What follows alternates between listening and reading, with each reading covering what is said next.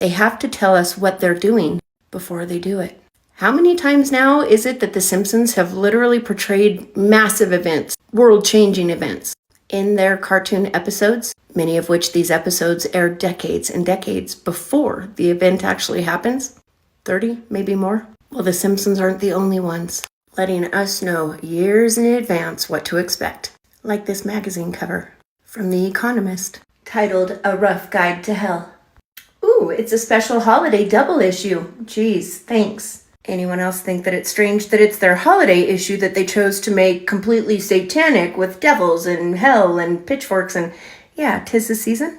But before I walk you through this cover of this magazine, this eerie prediction, whatever you want to call it, of a magazine cover, I'd like to introduce you to the owners or partners, partial owners of the magazine called The Economist, the Rothschilds. Shocked face. And before we start delving into the different specific items on this cover, I'd like to draw your attention to the year that this was published. 2012. Christmas double issue. Again, yeah, that's very Christmassy. And the fact that that cover was made 11 years ago? One specific item on this cover will shock you, and so I'll get to that last.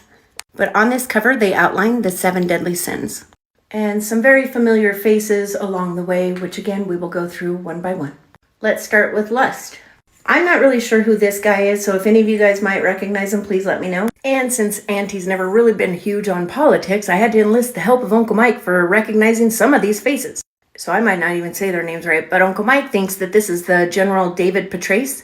I don't know. We bring you lust, the first sin that we're going through of the 7. Coming in at a hot second, we have gluttony. Apparently, America and oil. Again, politicians and politics are my weak spot. I thought that might be Pelosi.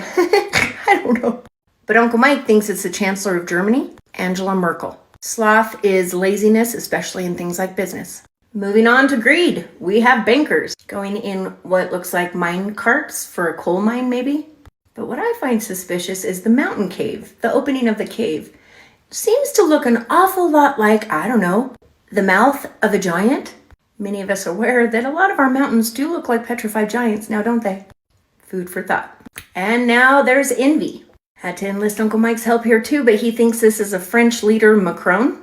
We have no idea who that is, maybe Mitt Romney. And there's the old Republican elephant next to the potential Mitt Romney, giving the old side-eye to Obama himself. Which brings me to Obama.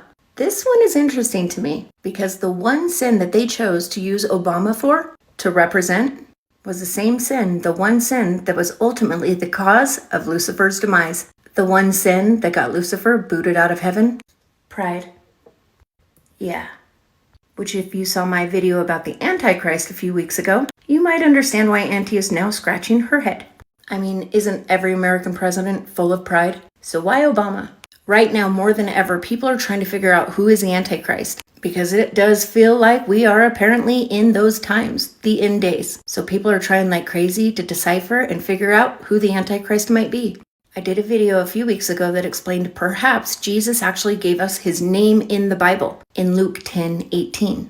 This was Jesus speaking, and he said unto them, I beheld Satan as lightning fall from heaven. Other translations are, I saw Satan fall like lightning from heaven.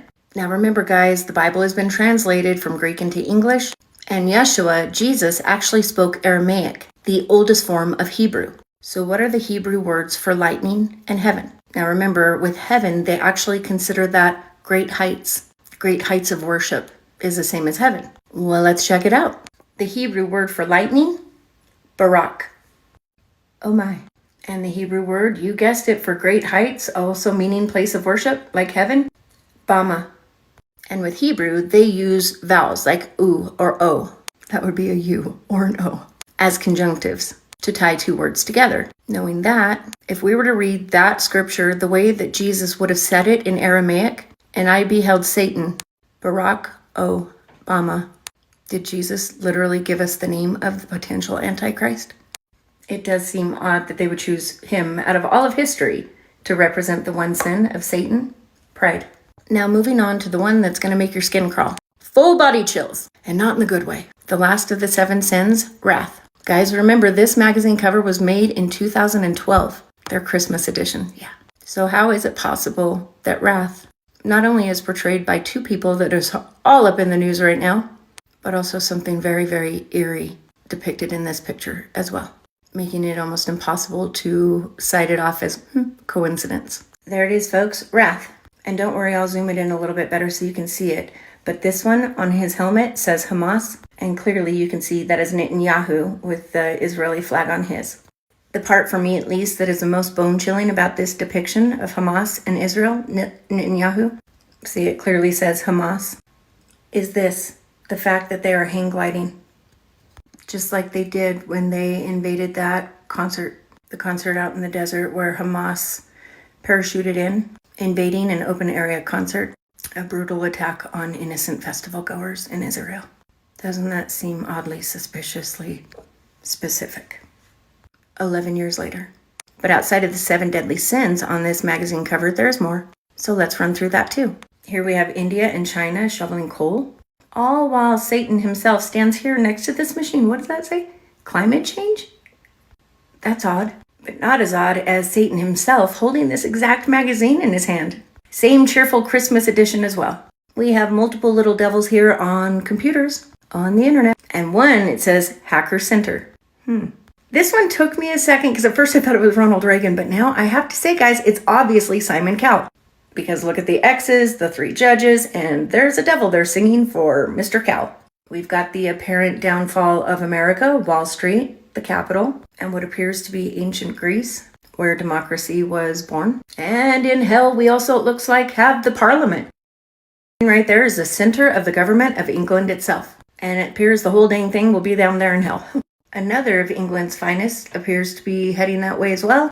British journalists. We know that tabloids can be brutal, but nowhere near as bad as the ones in Britain. Whew, they're rough. But don't worry, they'll have company. Again, I had to enlist the help of Uncle Mike. I mean, not with that one. That one I knew real quick. Hello, Putin. There's old Kim Jong-un with his little missiles that he likes to play with. Omar Gaddafi, Iranian president. Uncle Mike had to help me with this one. Someone's going to have to help me with the name because I know I'm going to butcher it. Mohammed Ahmadinejad. And according to Uncle Mike, that is the Syrian president Assad. Yeah, so there you have it, guys. The Economist. Christmas Holiday Edition from 2012. Named A Rough Guide to Hell. Wow, just wow. Here's the whole cover again for you if you'd like to pause, screenshot, so you can look at it yourself. The Economist's choice for their Christmas edition 2012. Wow.